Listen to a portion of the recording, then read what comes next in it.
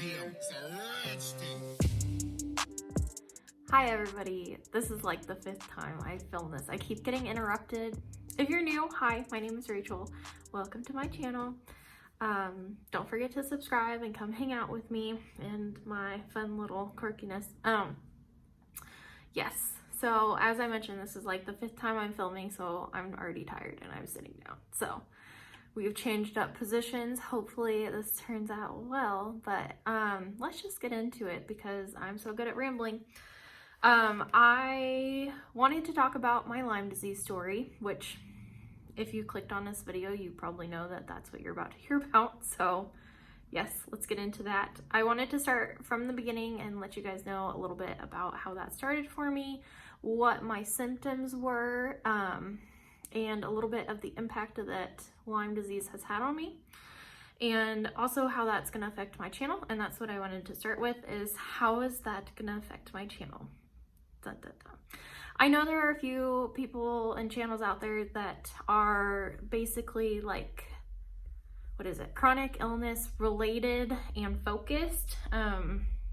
Like every video they make is disease this, disease that, doing this with disease, and you know, absolutely nothing wrong with that. Like if that is their niche, all the power to them.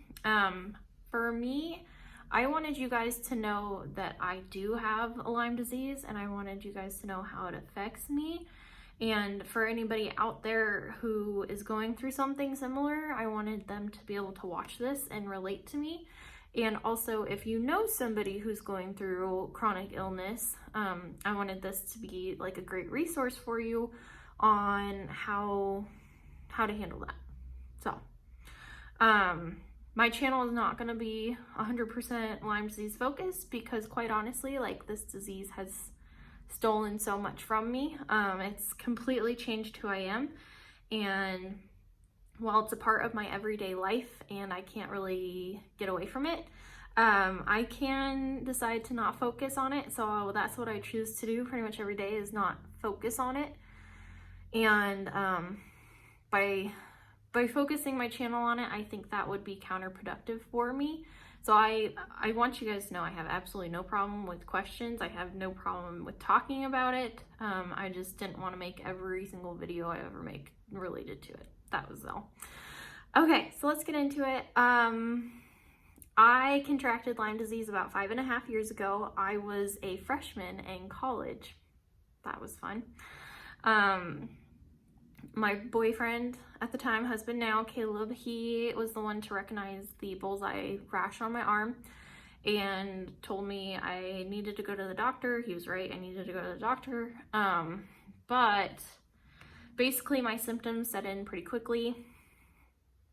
And for me, I'll just tell you my symptoms, and this is not the same for every person you'll ever meet with Lyme disease. Some people have it way worse than I do, and some people have it like barely at all.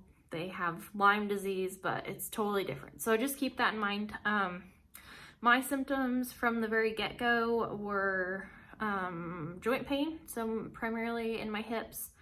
And when I'm in more pain or when I'm tired, it definitely migrates to the other joints in my body. So my knees, my ankles. Stairs were painful for a very long time. They still can be. I just don't do very many stairs.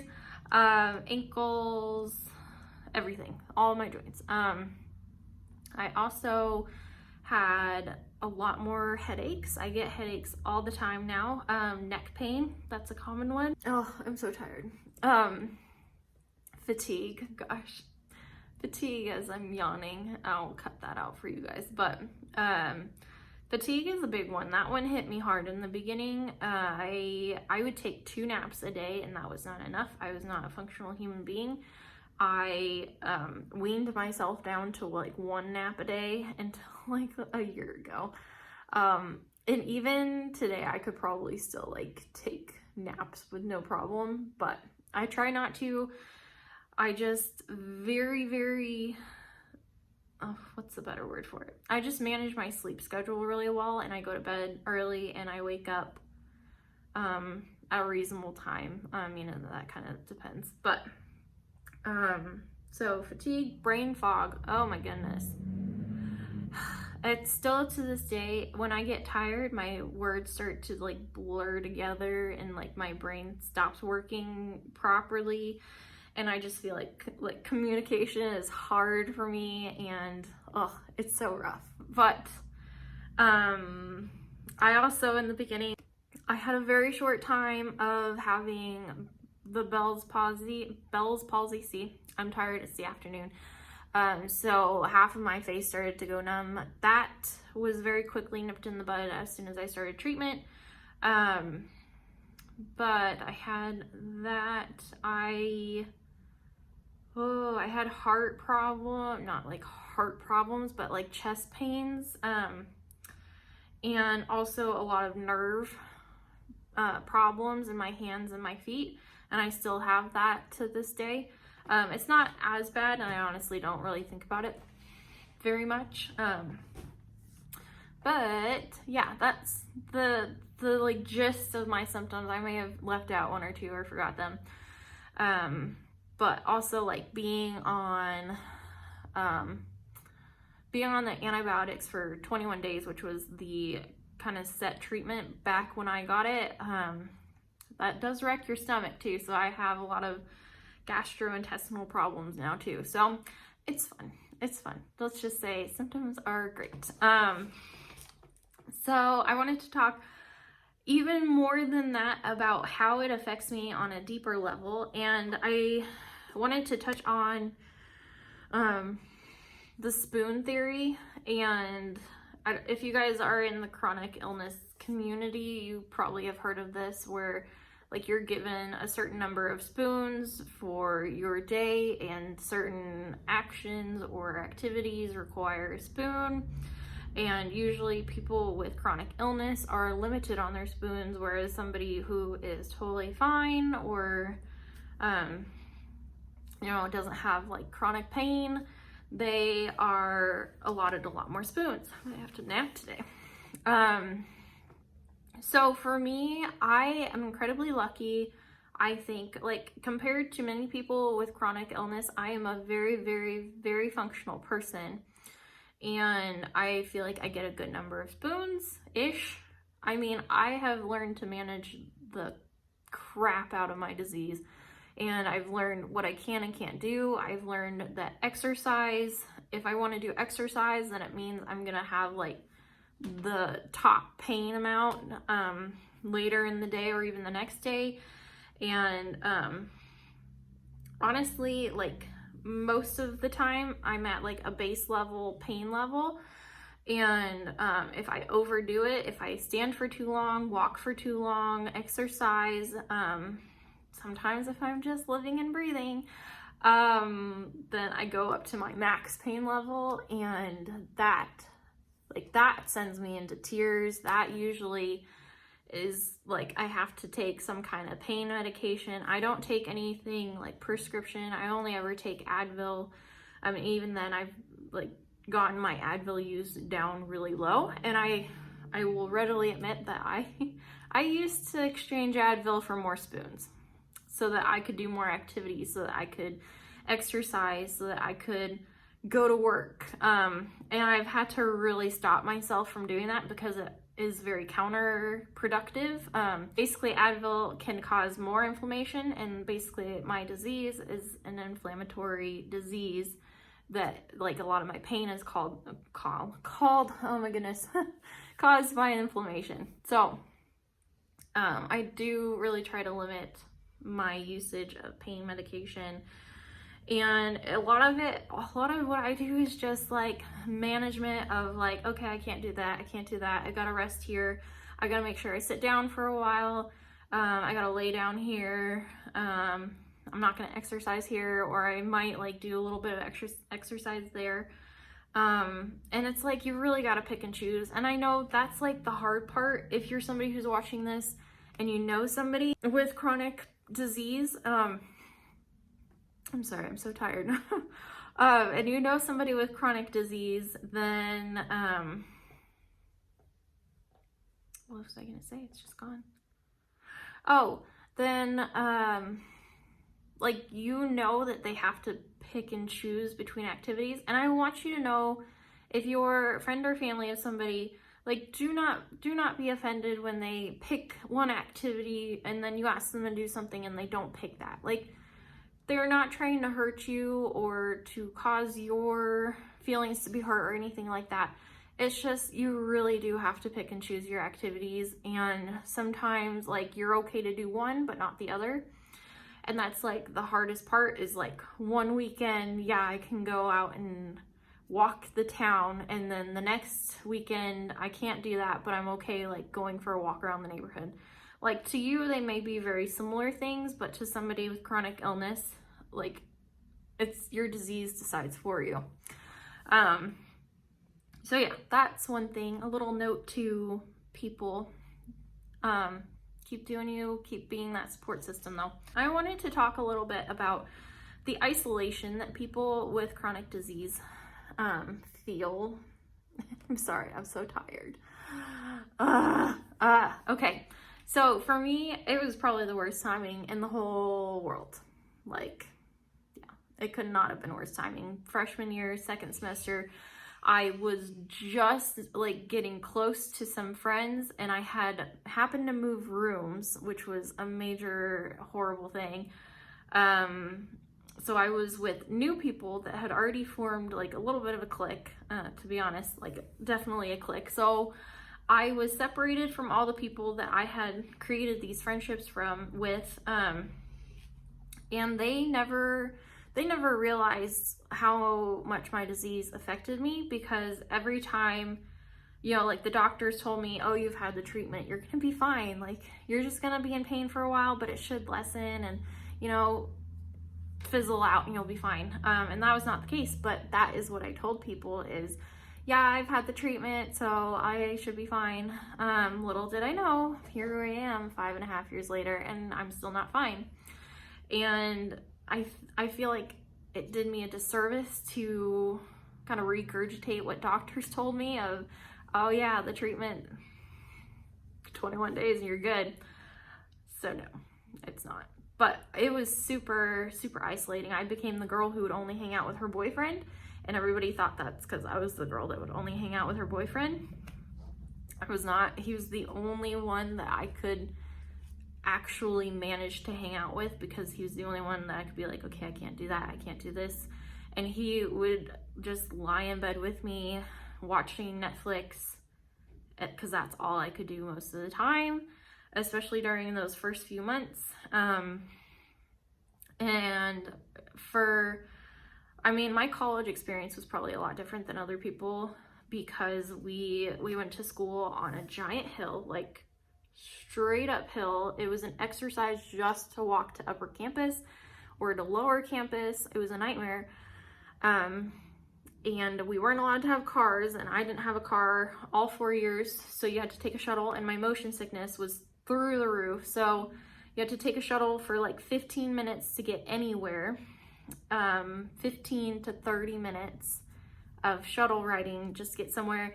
And then usually that would be like an hour to 2 hours of walking around like stores or something, or the beach, or the docks or something, because I went to school in California. It was a chronic pain person's worst nightmare to go to school there. And it definitely took its toll on me in many, many ways.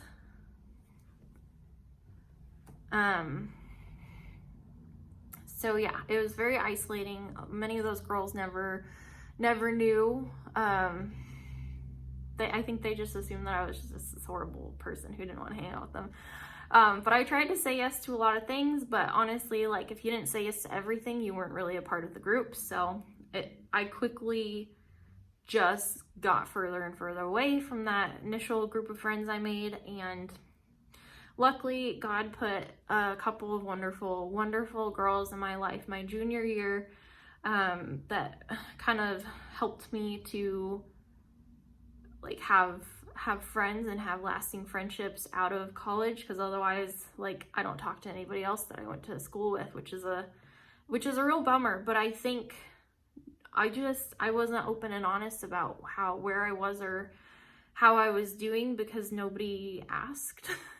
And A lot of people would hate it if I started the conversation with, so I have a disease, because people are like, you have a disease? Oh my gosh. And then I would tell them about my disease, and they would literally, like, this is the worst thing you could do. They would literally be like, oh, Rachel, like, why would you start your conversation that way? Like, you're gonna be fine, you're not gonna die, so why would you say, I have a disease, like you're dying? And it's like, it's literally called Lyme disease. Like, it is a disease, and just because I'm not gonna die doesn't mean that I have not majorly been affected by it, and it hasn't wrecked my life and ruined my life as I knew it and completely changed it. So yeah, don't do that. When people try to tell you about their disease, just let them tell you. Be open and honest, and realize that unless you're in their shoes, you probably don't know what it feels like. And I've had to have that realization with other people, so I'm not getting mad at you, because I've had to do that for myself, of like, just because they're not gonna die doesn't mean they aren't totally affected and changed by what's happened to them.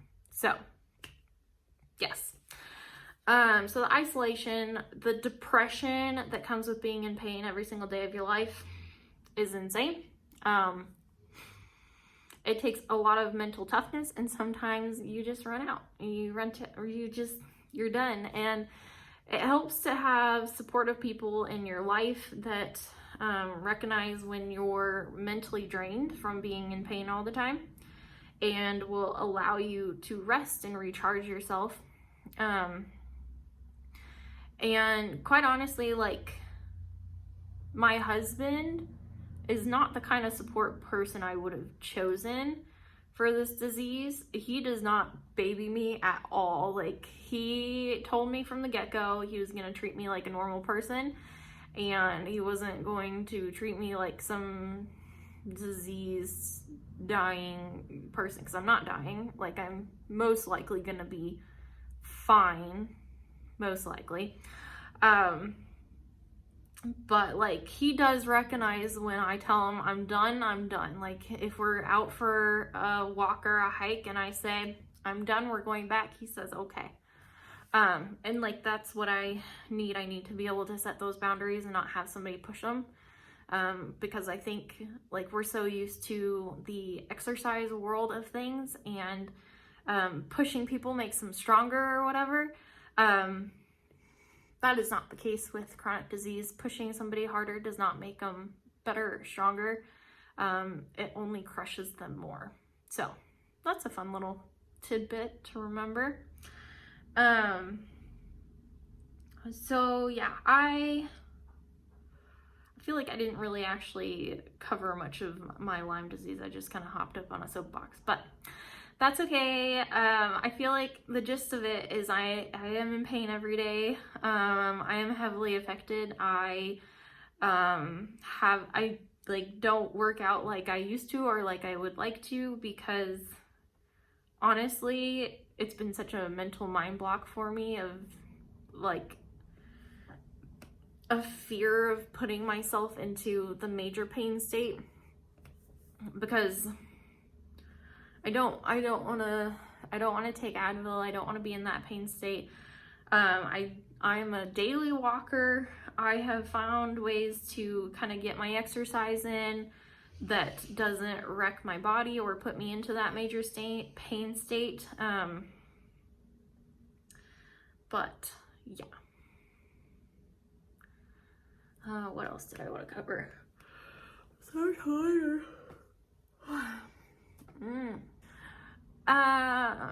Okay, so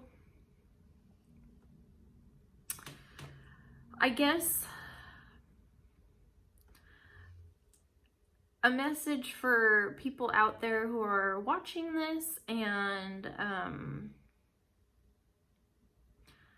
I mean, if you have Lyme disease or something similar, my advice to you is to learn how to manage your disease the best you can. I don't take any over-the-counter pain meds, and I don't ever want to. And I recognize that maybe that's not an option for everybody, but I do know people who have like major pain problems and have been on like major pain meds, the heavy duty stuff, and have actually gotten off of them and felt better, and managed their pain in other ways. You can manage your pain. I do a lot of what's it called? Heat. Different diseases manifest in different ways. So somebody with MS, heat is worse for them. So it turns them into like a limp noodle. For me, cold is worse for me. It turns me stiff. It makes it harder to move my joints. And also bariatric changes in the pressures also cause me pain. So that's just something, like everybody's gonna have something different. Their management is gonna be different. But the best thing you can do for somebody else is to just remember that they have this problem and to check in on them, ask them how they're doing, ask them what you can do for them, but also just being there for them. Like, honestly, sometimes all they really need you to do is say, hey, I'd like to bring over some pizza and we can watch a movie. Like, nothing crazy, nothing intense, but also like if you are somebody who needs to sleep a lot, then maybe you even have to say no to that. But my dog is so cute. I don't know if you guys can see him. He is out for the count. I'm so tired. Yeah. Okay. All right. So I hope this has been informative for you. I know like the actual pieces of Lyme disease I haven't covered as much, but if you guys want a follow-up video, I would be happy to do that, because I'd rather make a few shorter videos for people than like one really atrociously long one. But yeah, if you guys have questions, don't be afraid to ask, unless they're like intrusive in a weird way, then you probably shouldn't ask them. But if you have questions about the general disease and how it works and yada yada yada, just leave a comment, a polite comment. And also, if you just want to like connect and tell me about your disease or your chronic pain problems, you can just leave a short comment saying what you have and say, I know the journey, and we'll go through that journey together. Also, if you're watching this in hopes to find some tips on how to help the people in your life that have chronic illness, the best thing you can do is just be there for them. Honestly, just remember that they have that problem, and be respectful of that problem. I know a lot of people in my life, my mom, hi mom, who want to fix it, and they just want to do everything to fix it, and they want to send you to this doctor or that doctor to fix it. And for me, I'm pretty sure there's no fixing it. So a couple of doctors have pretty much alluded to that. So just be there for them, recognize that they're trying their best, and also, like, don't be afraid to need something from chronically ill people, because like that is the greatest thing you can do for us, is to still want us in your life and still want to have us there for you, I think. I mean, that's just me, but I'm also a very other people focused person. So yes. All right. I hope this has been informative for you guys. Bye.